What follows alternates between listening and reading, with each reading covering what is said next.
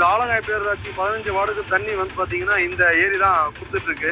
இதுல வந்து ஒரு 6-7 கிணறு இருக்கு. ஒகேனக்கல் கூட்டுறவு குடிநீர் திட்டம் இருக்கு. இந்த இடத்துலயே வந்து 2-3-4 கிணத்துக்கு நடுவில் வந்து பேரூராட்சி நிர்வாகம் குறிப்பறிச்சு இந்த திடக்கழிவு மேலாண்மையில கொண்டு வேண்டிய குப்பை, தலைமுறை கட்டி குப்பை எல்லாம் கொண்டாந்து இங்கேயே கொட்டி அதை ரெகுலரா விடிய காலையில் கொட்டி தேசி வச்சு மூடிடுறாங்க. இதனால என்னன்னா மழை பெஞ்சது இந்த தண்ணியை ஃபுல்லாகும் போது அதுல இந்த பிளாஸ்டிக்ல தண்ணியெல்லாம் இறங்கி கிணத்துங்களை இறங்கி கலர் மாறுது. இதனால கேன்சர் வர கொடிய தொற்று நோய்கள் ஏற்பட வாய்ப்பு இருக்கு. இது சம்பந்தமா பேரூராட்சி நிர்வாகத்தையும் செயலாளர்கிட்டையும் நான் கோரிக்கை உனக்கு பல முறை கொடுத்துருக்கேன், நேராக பேசியிருக்கேன். தொடர்ந்து பேசினாலும் அதுக்கு எந்த தீர்வும் ஏற்படல.